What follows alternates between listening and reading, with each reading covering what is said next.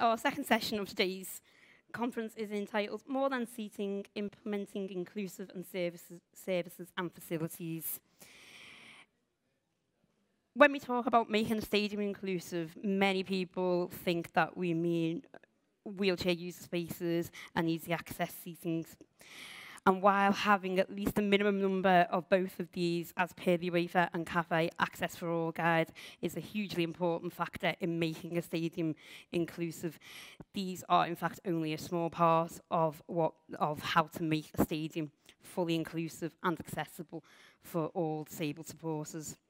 So to help illustrate some of the other services and facilities that Stadia could implement to help to make their stadium more inclusive, we're going to hear first from Morgan. Hopefully this will work, and then followed by his father, Stephen, who's going to talk to us about a very specific service facility that may be a new concept to quite a few of you who are not UK-based, but Stephen will then explain the relevance and importance of this and how it can impact on their matchday experience. So, Morgan, over to you. Okay, yeah, welcome. It's very nice to be here. First of all, Morgan's going to say a little piece, just as an introduction, okay? Okay. Can you hear now? Is that better? Okay. So, in the spirit of improvisation, we're going to try to see if we can get this communication device here, which Morgan uses, because Morgan's non-verbal. So he's going to use a communication device. I don't know if many of you have seen one of these, but it uses eye gaze technology. So he controls this with his eyes for communication purposes. So his introduction from Morgan first.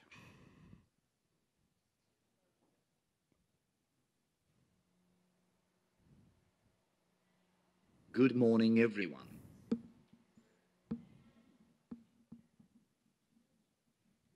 Thank you for inviting me to share my experiences of going to matches at home and abroad. I support Bolton Wanderers and England. In the last 15 years I have been to more than 100 grounds in the UK and abroad. I went to Brazil in 2014, France in 2016 and Russia this summer. Facilities and attitudes of staff and fans have changed in the last 15 years. The campaigns by the teams in Level Playing Field in the UK and CAFE in Europe have made a big difference and have inspired me to help my club to make changes too. My dad, Stephen, has learned how to be a taxi driver, travel agent, project manager and general problem solver, and will tell you more about our experiences and some ideas about what improvements can be made to make it easier and more enjoyable to go to games in Europe. We know that the conference speakers will talk about a wide range of needs. I am a non-ambulant wheelchair user and need to use this eye gaze computer. So we will focus on my experience and hope that it will help generally or give you ideas about how to improve access with your clubs and football organizations and communities. Thank you. Stephen will now tell you more. Okay. Thank you, Morgan. So I just want to cover some of the experience that Morgan and I have had over the last 14 or 15 years. Morgan became a Bolton Wanderers fan when he was about 7, something like that. And at that time, Bolton Wanderers in the UK were a pretty successful team in the Premiership. Things have changed quite dramatically since then, but as you will all know, if you're a fan for your football team, you have to follow them whether they're doing well or badly. At the moment, they're doing quite badly, but Morgan's still keen to support the team. Over the period, as we became a bit more experienced in knowing how to travel to away games, we started to explore the possibility of seeing England matches, which was an interest for him. And so we did that in the UK initially, obviously, at Wembley. And then 5 years ago, Morgan started to think about whether it would be possible to see the World Cup in Brazil. which we managed to do. Then a little more easily to France for the Euros in 2016, and then again to Russia in the summer. So a lot of what you will, I hope,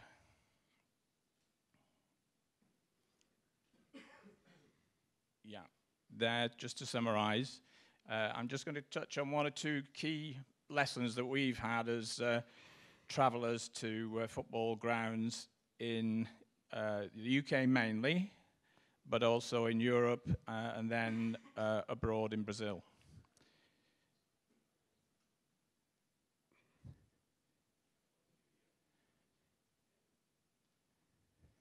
That's a picture of Morgan holding one of the promotion trophies for one of Bolton Wanderers' more successful periods when they were promoted from the League One back into the Championship a couple of seasons ago.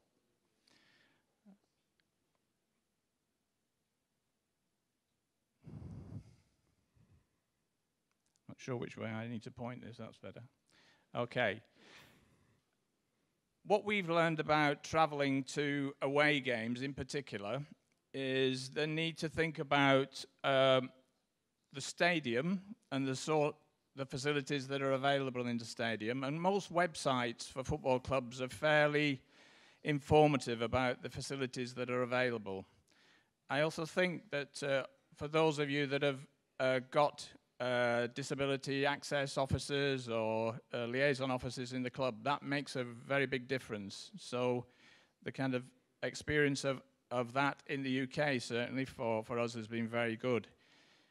It's important when you travel to research on the website, but also maybe to talk to the disability access officers, and because you can usually get some quite good responses. And I'll give you an example of something recently that we experienced. Key for clubs is the way that stewards and staff in the clubs are trained. We've noticed over the last 10, 15 years a kind of really big improvement in the quality of stewards and their knowledge and responsiveness to the needs of people with disabilities. And that includes not just wheelchair users like Morgan, but people with autism, mental health problems, hearing, sight, and so on. So the kind of, it isn't obviously, it's a key issue for Morgan, but wheelchair users and people with mobility problems are a key audience for clubs. But I think increasingly clubs are being more receptive to the wide range of disabilities, including hidden disabilities. The other area that we've become a bit more practiced at is in traveling particularly to tournaments, but also to away games in the UK, is to do a little bit of research on the place that you're going to visit. So it's quite important that some of those facilities that are not available in grounds might be available in the neighbouring area of the town or city that you might be visiting. And then the last important point is to really get quite skilled in understanding how you will navigate the transport systems, trains, planes, taxi systems, buses and so on. So that's quite an important part of our learning.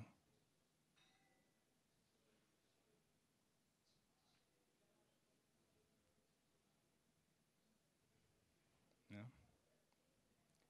Okay, I'm just going to tell you an example of how a club can be quite responsive to the needs. And in particular, I'm going to mention the facility that Amy asked me to highlight is disabled toilet facilities. All of you, I guess, across Europe and the UK will be aware of a normal disabled toilet. But for somebody like Morgan, that's not really sufficient because Morgan's non-ambulant and needs an adult changing table and also hoists to be able to address kind of personal care issues. And if I was to say to you, for example, in the hospitality, the introduction here, the toilet facilities are this. What you would need to do now, if you want to go to the toilet, is plan to go down to the Guggenheim Museum. So take a break from the conference. It'll probably take you about 20 minutes to get down there. Probably take you about half an hour to get organized, another half an hour to get back. You'd be probably just about back for lunchtime. So for a significant number of people in the UK, the figure is about 250,000 people, that kind of facility, which in the UK has been called a changing places facility, is becoming quite important. For Morgan, it's quite critical. Level Playing Field and Cafe have been campaigning on that as part of the range of initiatives. And increasingly, we see Premier clubs and some Championship and even one or two of the lower league clubs having that kind of facility. Personally, we think that clubs should have two to cope with away fans and home fans. Now, that's quite demanding. It's quite demanding to have one, but we certainly find it becomes an issue. And I'm going to highlight this story because it does show how clubs can be flexible. Stoke City is obviously a team which has been in the Premiership and has been relegated into the Championship recently. And they installed a changing place facility in their ground about 18 months ago. And it's close to where the home fans are based. Bolton played Stoke a few weeks ago, and we wanted to make sure the arrangements for that were okay. We travel on an accessible coach, which Bolton Wanderers provide through their contract. They changed their contract to allow Morgan to be able to travel with other supporters rather than just independently, which again enhances his experience of being a fan. In the Stoke case, we rang to the team at Stoke, and they gave us some options, which were to allow us to move from the home fan area where we had tickets across to the changing place facility during the game or at half-time or at the end of the game, or to transfer our seat. And in the end, we decided to move in with Stoke fans and get access to that facility. So I give that as an example of one, the facilities are improving dramatically, and something like that for a significant number of people is quite key, a changing place facility. And this is an example of a fabulous disability access officer, a guy called Joe Steele, who we highlighted. In fact, we put a tweet out on our experience there, and it accumulated quite a lot of likes. So there's quite a lot of social media interest in that story.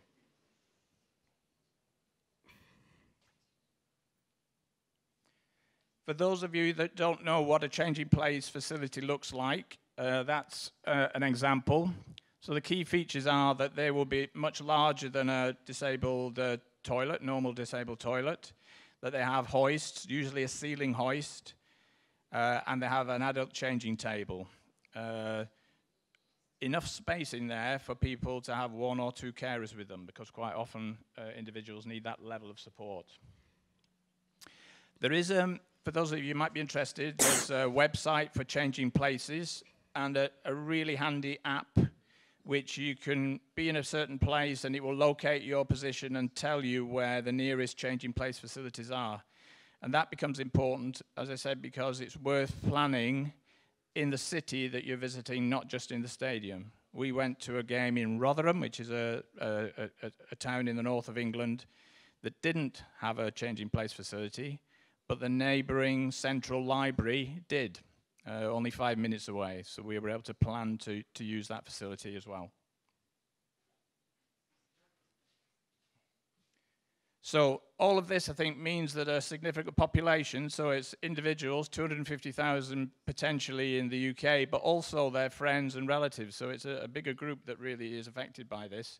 It would really make a big difference. And in Russia, when we visited Russia, unfortunately, certainly in the stadium that we visited, which is a modern stadium, St. Petersburg, they didn't have a changing place facility there.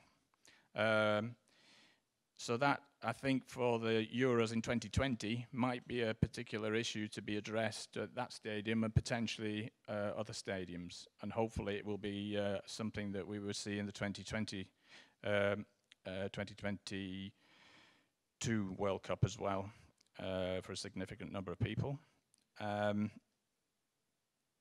When you get these facilities, this is the kind of thing that it allows you to do. It increases access and people's experience of things that otherwise they might not want or feel that they could take advantage of. These are a few shots of what we saw in St. Petersburg. And this is a picture of 2 or 3 managers, some of who you might recognize, that we bumped into on our way back after the Euros in France. people will recognise one of the people there, Amy, one of the greatest British managers of all time, and Sir Alex Ferguson and Gareth Southgate. So thank you very much indeed. Thank you, Stephen.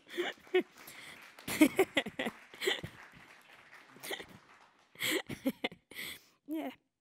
I don't really know where to go with that, but thank you.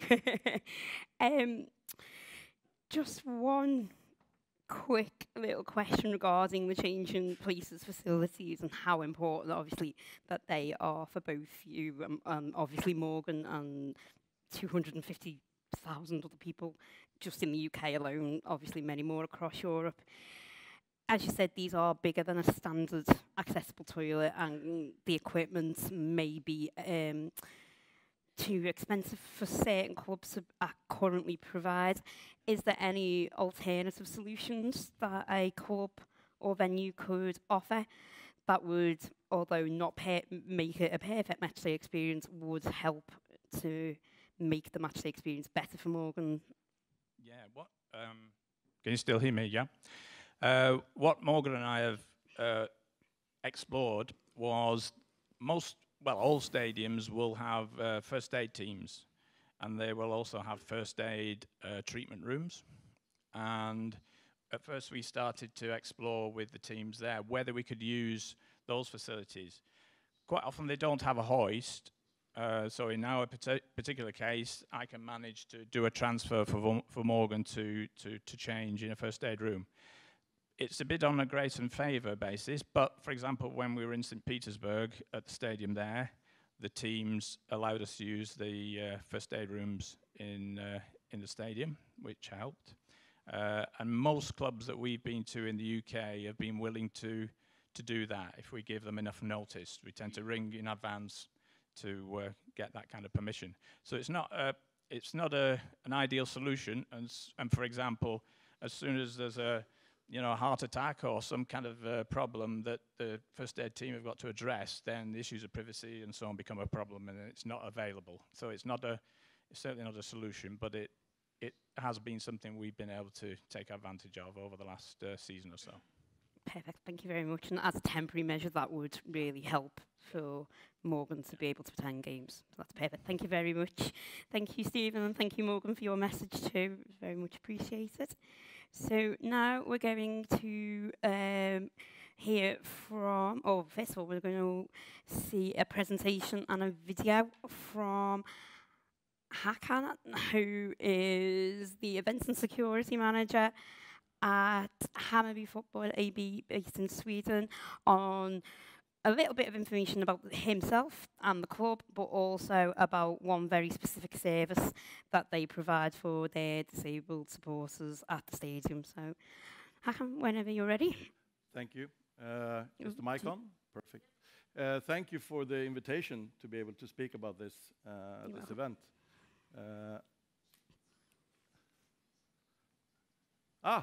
See. Just a little bit about myself. I'm born a Hammarbyare myself, as we called, and I started working as a volunteer already in 1991. So this might be the best job that I can have in my whole life, working for the club I love. Just to talk a little bit about Hammarby in short, to make you understand who we are. We are, in my world, a pretty old club. We were founded as a football club in 1915. And even though we can present right now very great attendance numbers, that has not always been the case. But the club is owned 51% of its members, that is the rule. And we have current 18,000 members. And they kind of set the rule for how we at Hammarby should work. So when we talked about attendance, just to show you where we come from, and this is, I'm going to connect back to this later, but attendance for us is very, very important because that also provides us with money. And in Sweden, the situation with finance is a lot different from other clubs in the Europe. The revenue from tickets is almost 50% of our total revenue. So that enables us to do a lot of things. So our attendance numbers are very high compared to the rest of Europe. I think we're actually, last year was 83 in the whole Europe. So we're actually a very large club, but also a very small club because of the money. Our organization is very, very small. And I think this is one of the success factors for Hammarby, because we all at the club work with these kind of questions.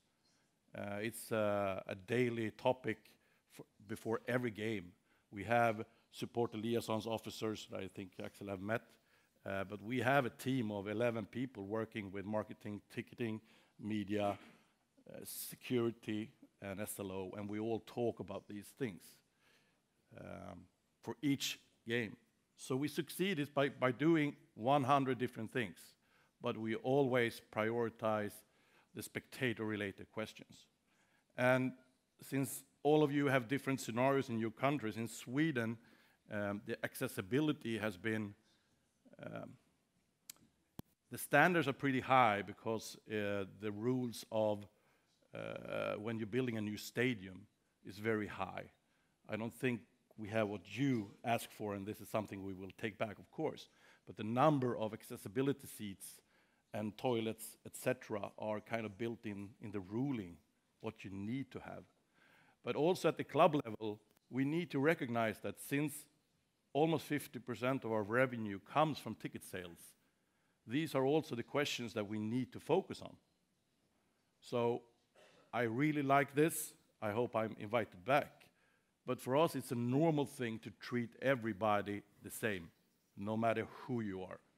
So when I talk about spectators, I talk about everybody. It's not just the normal, as you say, maybe 25-year-old male that goes to football, because that is not the scenario in Hammarby. We have a very wide range of supporters. So at Hammarby, this is kind of what it boils down to. You can achieve almost anything with very little resources, as long as you think ahead. We look at our event, since it's the main kind of income for us, as a very important foundation. And you cannot just change things, because then you risk to destroy the foundation. So when we introduce things, it might take a year, as it did with this service that we're going to show you. And I also want to give credit to Elfsborg, who sits down there, another Swedish club, who actually gave us the inspiration for doing this. So, before I show you a short film, this is the arena that we play in. We share the arena with another Stockholm team, and it's a multi-arena, actually. It's not just for football, so it's artificial, if I can say grass, but it's plastic. But it's UEFA certified, so we can play very high European games there. And again, it enables us to do a lot of things and to attract a lot of people from different kind of, what should you say, groups. We can talk about accessibility, but we also talk about families. We talk about young people, kids. We can make special sections for them, because they are the future of supporting. So, let's show us the video.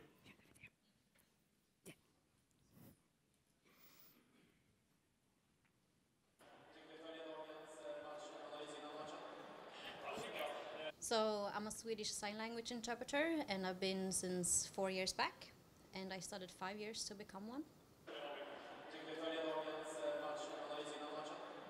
So during a game day, I'm interpreting everything that the match speaker says, and it starts with the lineups for both teams, interviews with the coaches from both teams, and then it's time to sign the Hammarby anthem that's played when the players are walking into the field. And after that, the game is on, and then I'm just waiting for yellow and red cards and substitutions. And sometimes I'm also interpreting safety information, like if there's any pyros or kind of fireworks in the arena, and other information that's said from the match speakers. The challenges that I got was, first of all, the vocabulary that's used in football. I'm not really used to that, so I had to look up the signs for different football terms. And then when I actually started to work here, I'm not used to have a one-way communication, but now I'm just hearing the information through in-ears, and I'm signing straight into a camera, so I'm not having any eye contact at all, and that I'm used to that. Another challenge that I was thinking about is actually that no one here in this organization was used to work together with a sign language interpreter. In the beginning, I asked for different materials so I could do a good job on a match day. During this football season, we've been learning by doing, and we've been working together and trying to figure out things so we can develop in a good way in the future. I wasn't prepared, but it's a good thing that different kind of media has been noticing what a Hammarby football team is doing. They are thinking about that their games are going to be available for everyone. It doesn't matter if you're in a wheelchair or hard of hearing or deaf. Everyone is invited or has to feel that they are invited to their games. So it's been different newspapers and magazines that's been doing interviews, different TV productions, and also the Swedish radio has been asking about how Hammarby came up with this idea.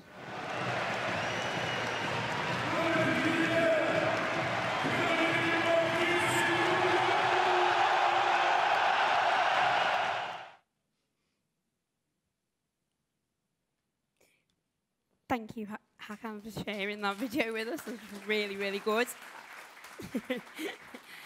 And now, unfortunately, we're not going to be able to have time for any questions now, so we're just going to move on to Axel, who is the DAO at RB Leipzig, and he is just going to show a very quick video on so many of the services that is provided at their club. So, Axel, to you. And Axel may speak in German, so if you need to use your headsets, please do.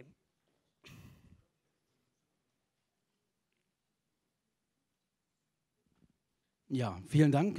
Herzlich willkommen auch an alle anderen hier. Ich bin froh, hier zu sein, das mal kurz vorstellen zu können. Ich werde das in Deutsch machen, weil mein Deutsch ist viel besser als mein Englisch und ich möchte dir keinen damit belasten.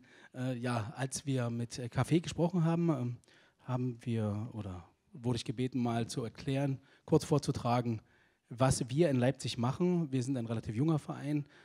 Ich habe überlegt, da ich sehr schlecht Englisch spreche, werde ich einfach mal in Bildern zeigen, was bei uns so gemacht wird.